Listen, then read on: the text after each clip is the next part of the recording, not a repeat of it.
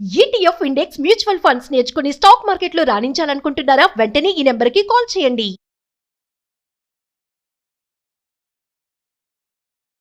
నమస్తే, welcome back to Suman TV. Present మనతో పాటు ఉన్నారు stock market analyst Sundar Rama Reddy గారు. నమస్తే సార్. నమస్తే. సార్, ట్రేడింగ్ విషయానికి వస్తే చాలా మంది ఏంటంటే ఓన్లీ ట్రేడింగ్ పైనే ఆధారపడి దాని నుంచే ఇన్కమ్ ఎర్న్ చేయాలని అనుకుంటా ఉంటారు. అంటే మిమ్మల్ని అడిగితే మీరేం సజెస్ట్ చేస్తారు? ఓన్లీ ట్రేడింగ్ పైనే ఆధారపడి ఇన్కమ్ సర్వైవ్ చేసుకోవచ్చా అంటే? అట్లీస్ట్ అంటే బిగినింగ్ స్టేజ్లో you should not depending upon the trading full time income కింద డిపెండ్ అవ్వకూడదండి. ఎందుకంటే మనం నమ్ముకొని మన ఫ్యామిలీ ఉంటుంది అండ్ చుట్టుపక్కల ఎన్విరాన్మెంట్ అంతా సపోర్ట్ చేస్తేనే మీకు ఇన్కమ్ వస్తుందన్నమాట. సో స్టాక్ మార్కెట్లో ఏంటంటే సైక్లికల్ నేచర్స్ ఎక్కువ ఉంటాయి. అఫ్కోర్స్ ప్రతి అసెట్ క్లాస్కి అవి ఉంటాయి. అంటే కొన్నిసార్లు చాలా బేర్ మార్కెట్ రన్ అవుతూ ఉంటాయి, కొన్నిసార్లు బుల్ మార్కెట్ రన్ అవుతూ ఉంటుంది. ఎగ్జాంపుల్ 2000, 2001, 2002 ఆ టైంలో చూసారనుకోండి, .com బబుల్ వచ్చిన టైం అనమాట.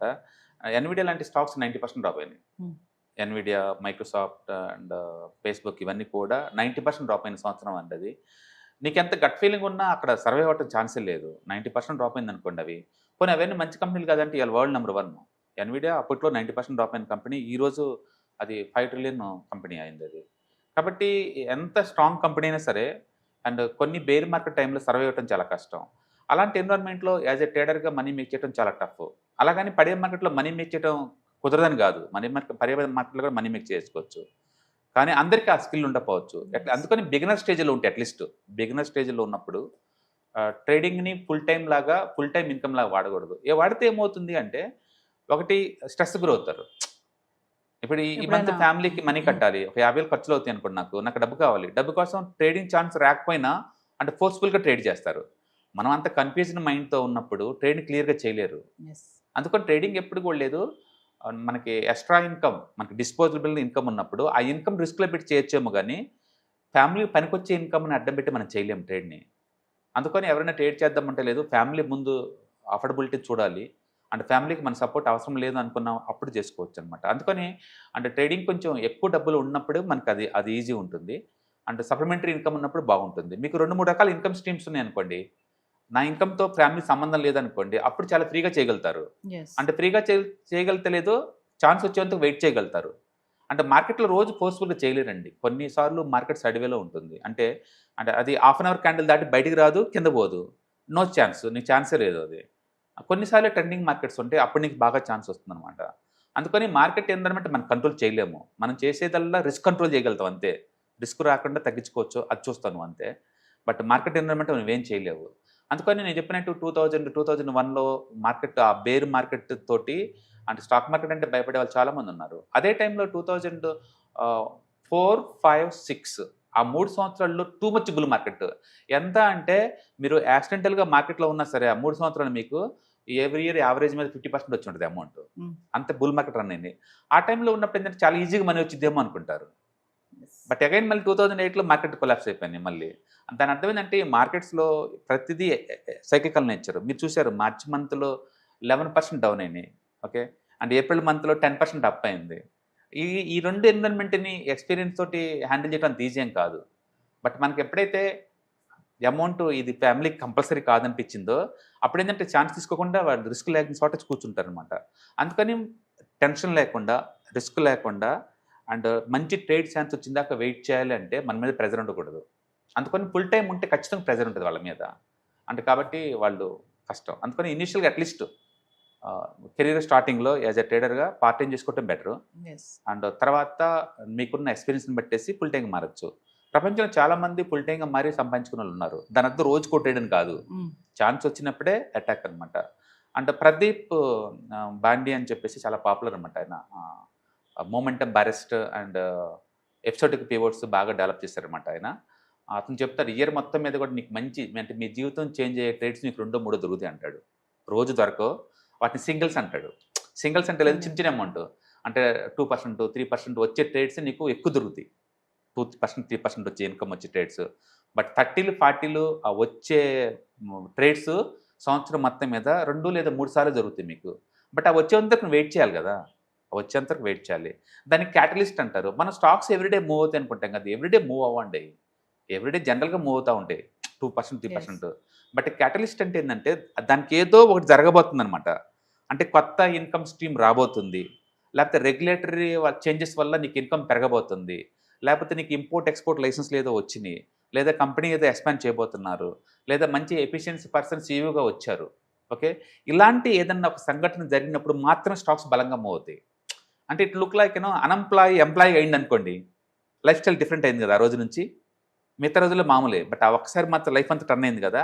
అట్లా ప్రతి వ్యక్తి జీవితంలో ఎప్పుడో 1-2 అంటే ఎంప్లాయ్మెంట్ అవ్వటం ఒక ఒక క్యాటలిస్ట్, పెళ్ళి అవ్వటం ఒక క్యాటలిస్ట్, మన ఫ్యామిలీలో మన పేరెంట్గా ప్రమోట్ అవ్వటం ఒక క్యాటలిస్ట్, ఒక ఒక ఇల్లు కొనుక్కోవటం ఒక క్యాటలిస్ట్. అట్లా ఒక ఒక గోల్స్ లాగా రీచ్ అయినప్పుడు ఒక క్యాటలిస్ట్ ఎలా ఉంటాయో స్టాక్స్ కూడా అంతే ఉంటాయి. ఆ క్యాటలిస్ట్ అయినప్పుడు మాత్రమే చాలా ఫాస్ట్గా మూవ్ అవుతాయి. ఆ మూవ్ అయినప్పుడు నువ్వు క్యాప్చర్ రెడీ అవ్వాలా. అవి రోజు ఎందుకు అవుతాయి? అవి రోజు అవ్వవు. అందుకని నువ్వు రోజు సింగిల్ దిగలుగుతావు కొంచెం కొంచెం amount, but long term point of అలా అవుతారు. రెండోది, ట్రేడింగ్ అంటే కొన్ని వందల ట్రేడ్స్ ద్వారా మీరు మనీ మేక్ చేయాలి. ఒక ట్రేడ్ 2 ట్రేడ్లు కాదు, కొన్ని వందల ట్రేడ్స్. ప్రతి ట్రేడ్లో కూడా నీ ఎఫిషియన్సీ చూపించాలా, పడే వాటిని అర్లీ కట్ చేయాలా, అండ్ పెరిగే వాటిని ఓపిక అంతే ఉంచుకోవాలి, ఎంత దూరం పోతే పనివ్వండి అన్నట్టు. ఎక్స్పీరియన్స్ రావడానికి కొంత టైం పడుతుంది బాగా. ఇట్ టేక్ ఇయర్స్ నుంచి డెకెట్స్ పడుతుంది. అందుకని అట్లీస్ట్ బిగినర్ స్టేజ్లో ఫుల్ టైంకి మనం ఎంకరేజ్ చేయకూడదు, బట్ ఎక్స్పీరియన్స్ వచ్చే కొద్దీ వాళ్ళకి అవుద్ది వాళ్ళు ఎలా హ్యాండిల్ చేయాలనేది. రెండోది, ట్రేడింగ్లో డిఫరెంట్ స్టైల్స్ ఉంటాయి. స్కాల్పింగ్ అని, పొజిషనల్ ట్రేడింగ్ని. స్కాల్పింగ్ కపుల్ ఆఫ్ సెకండ్స్లో క్లోజ్ చేస్తారు, మినిట్స్లోనే. అండ్ పొజిషనల్ ట్రేడింగ్ అనేది అప్ టు 1 ఇయర్ దాకా కూడా ఉంచుకుంటాడు. సో రెండింటిలో రిస్క్ ఎక్కువ ఉంది, రిస్క్ తేడా ఉంది, రివార్డ్ కూడా తేడా ఉంటుంది. కాబట్టి మన పర్సనాలిటీకి ఏమి టచ్ అవుద్దో చూసుకోవాలి. అలాగే ప్రొడక్ట్స్ అనుకోండి, కన్జర్వేటివ్ ప్రొడక్ట్ మ్యూచువల్ ఫండ్స్ ఉంటాయి, అగ్రెసివ్ ప్రొడక్ట్స్ ఆప్షన్స్ ఉంటాయి. రెండిట్లో రిస్క్ వేరు, రివార్డ్ వేరే ఉంటుంది. కాబట్టి different trading styles, different products, different market conditions ఇవన్నీ ఉంటాయి. అండ్ క్యాటలిస్ట్ రోజు రాదు ఫ్రీక్వెన్సీగా. అండ్ కాబట్టి ఇది మొత్తం నీకు అర్థమయ్యి బాగా నేర్చుకొని ప్రాక్టీస్ చేసేసి అండ్ పార్ట్ టైం తీసుకొని దాన్ని స్కేలప్ చేసుకుంటే అప్పుడు ఫుల్ టైం గురించి ఆలోచించాలి. అండ్ కెరీర్ స్టార్టింగ్లోనే ఫుల్ టైం తీసుకుంటే అంత వర్త్ ఏం కాదు. ఎందుకంటే ఎండ్ ఆఫ్ ది డే మనల్ని నమ్ముకొని ఫ్యామిలీస్ ఉన్నాయి, అండ్ వాళ్ళని సర్వే చూడాలి కదా. అందుకని మనకిష్టం, నాకు స్టాక్ మార్కెట్ అంటే ప్యాషన్ అంటే కుదరదు. మనకి ఎంత స్ట్రాంగ్ ప్యాషన్ ఉన్నా సరే, అంటే ఎంత మంచి నాలెడ్జ్ ఉన్నా సరే, మార్కెట్ నీకు మనీ ఇవ్వాలని రూల్ ఏం లేదు. అంటే ప్రతి ట్రేడ్ కొత్త ట్రేడే. నువ్వు ఎంత ఎక్స్పీరియన్స్ వచ్చినా సరే ఆ ట్రేడ్ అవుట్పుట్ అంత ఈజీ కాదు, ఎందుకంటే కండిషన్స్ మారుతాయి. మన నిఫ్టీ పడిందంటే మొత్తం దారుణంగా పడతాయండి, వీక్ క్యాండిల్స్ ఇంకా ఎక్కువ పడతాయి. అంటే కాబట్టి అన్నిటిని హ్యాండిల్ చేసుకుంటూ ముందు పోవాల్సి ఉంటుంది. అందుకని ఎంత ఎక్స్పీరియన్స్ ఉన్నా ప్రతి ట్రేడ్ కొత్త ట్రేడ్ లాగానే బిహేవ్ చేయాల్సి ఉంటుంది. కాబట్టి ఇది different field, more competitive field.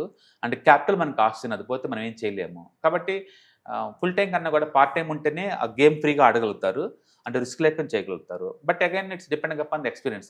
ఏ ఇద్దరు ఒకలాగా ఉండకపోవచ్చాము కదా. అది వరల్డ్ ఇప్పుడు చాలా మారిపోతుందండి. అండ్ చాలా ప్రొఫెషనల్ ట్రైనింగ్ ఇన్స్టిట్యూట్స్ వచ్చేసినాయి, అంటే ప్రొఫెషనల్గా ఉంటున్నారు. అండ్ పర్టికులర్గా అమెరికాలో అయితే యుఎస్ ఇన్వెస్ట్మెంట్ ఛాంపియన్షిప్ పోటీలు జరుగుతూ ఉంటాయి. అక్కడ విన్నర్స్ యొక్క యాటిట్యూడ్, వాళ్ళ బిహేవియర్, వాళ్ళ సైకాలజీ, వాళ్ళ ట్రేడింగ్ మెథడాలజీ చాలా పాపులర్ అనమాట. అవన్నీ వరల్డ్ వైడ్ కాపీ కొడతారు అందరూ, వాళ్ళు ఈ మెథడ్ బాగా పనిచేస్తుంది ఇప్పుడు అని చెప్పేసి.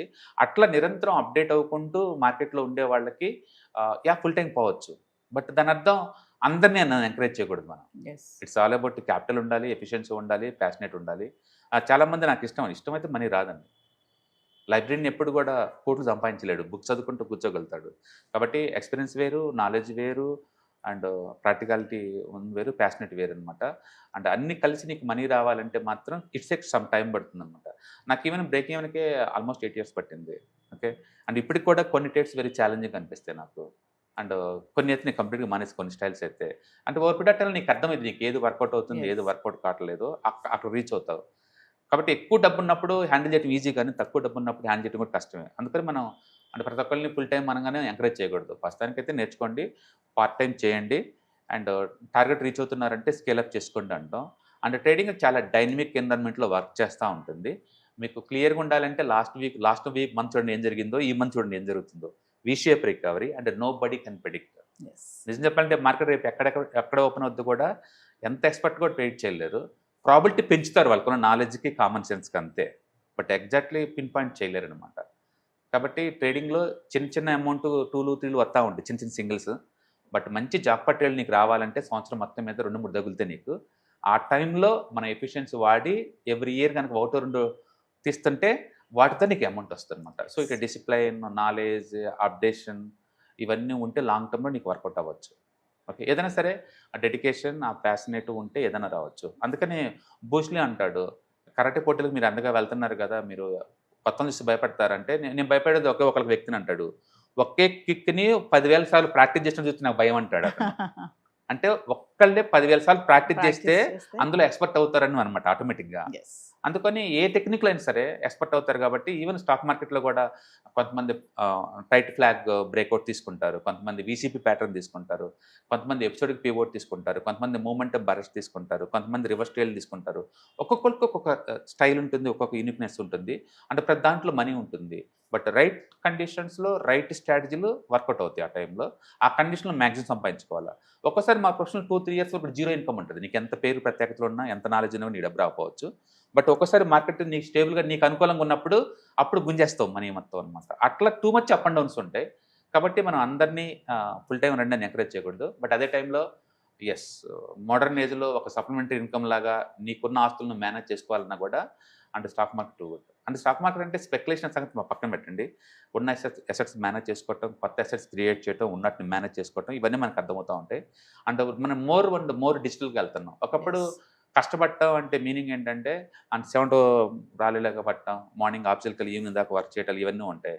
బట్ అదే పని ఇంట్లోకి వచ్చి నాకు ₹1 కోటి పోర్ట్ఫోలియో ఉంటే నెలకు 2% మూవ్ అవుతుంది అనుకోండి, నాకు 2 lakh వస్తుంటే కష్టం అనే దాన్ని ఎలా డిఫెండ్ చేస్తారు? ఇలాగో డిఫెండ్ చేసుకోవచ్చు కదా. అందుకని డెఫినేషన్ మారిపోతుంది రాను రాను.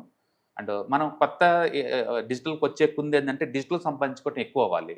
అండ్ స్టాక్ మార్కెట్ వాళ్ళు ఏంటంటే ప్రతి ఒక్కళ్ళు కూడా డిజిటల్గా సంపాదించుకునే ఛాన్స్ ఉందన్నమాట. బట్ అగైన్ నేను చెప్పాను కదా, నాలెడ్జ్, ఎక్స్పీరియన్స్ ఇటు బట్టి మనం ఇది అవుతుంది అనమాట.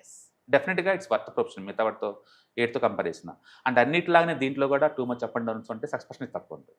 అంటే ట్రేడింగ్లో బేసికల్గా 95% లోజర్స్ ఉంటారు, 5% సక్సెస్ ఉంటుంది. బట్ ఇన్వెస్ట్మెంట్ అలా కాదు, 90% సక్సెస్ ఉంటుంది ఇన్వెస్ట్మెంట్లో. కాబట్టి మీకు ఇన్వెస్ట్మెంట్ దొరికింది, ట్రేడింగ్ దొరికింది కాబట్టి మీరు ఆ ప్రొఫెషన్లోకి మీరు పార్ట్ టైం ఎంటర్ అవ్వచ్చు. Thank you. Right. Hi, markets చాలా వాలటిలిటీ ఉన్నాయని భయపడుతున్నారా? మార్కెట్ ఆల్ టైమ్ హైలో ఉందని దూరంగా ఉండాలనుకుంటున్నారా? ఏది రైట్ టైం మార్కెట్లో ఎంటర్ అవడానికి, ఏది బెస్ట్ టైం మార్కెట్లోంచి బయటకు పోవడానికి తెలుసుకోవాలనుకుంటున్నారా? మార్కెట్లో mutual funds, ETFs, index funds ద్వారా మనీ మేక్ చేద్దాం అనుకున్నారా? ఇలాంటి మీ డౌట్స్ కి క్లారిఫికేషన్ కోసం ఈ webinar. ETFs, index funds and mutual funds కోర్సులో జాయిన్ అవ్వండి, మీ డౌట్స్ క్లారిఫికేషన్ చేసుకోండి. Every month Saturday, Sunday and Monday conduct చేసే ఈ కోర్సులో మీకు ఈటీఎఫ్స్ అంటే ఏంటి, ఇండెక్స్ ఫండ్స్ అంటే ఏంటి, మ్యూచువల్ ఫండ్స్ అంటే ఏంటి, different type of ETFs, index funds, mutual funds అంటే ఏంటి, ఇందులో ఇన్వెస్ట్ చేయడం ద్వారా లాంగ్ టర్మ్ లో వెల్త్ ఎలా క్రియేట్ చేసుకోవాలా, షార్ట్ టర్మ్ లో ఎలా వెల్త్ క్రియేట్ చేసుకోవాలా, ఎనీబడి కెన్ ట్రేడ్ ప్రోగ్రామ్ ఎలా పార్టిసిపేట్ చేయాలా, ఇలాంటి అన్నిటికీ మీకు ఆన్సర్ దొరుకుతుంది. కాబట్టి మీకు ఎవరికన్నా ఇలాంటి వాటిలో వెల్త్ క్రియేట్ చేయాలని కనుక ఇంట్రెస్ట్ కనుక ఉంటే కింద స్క్రోల్ అవుతున్న నెంబర్కి కాల్ చేయడం ద్వారా మీ సీట్ని బుక్ చేసుకోండి. Thank you.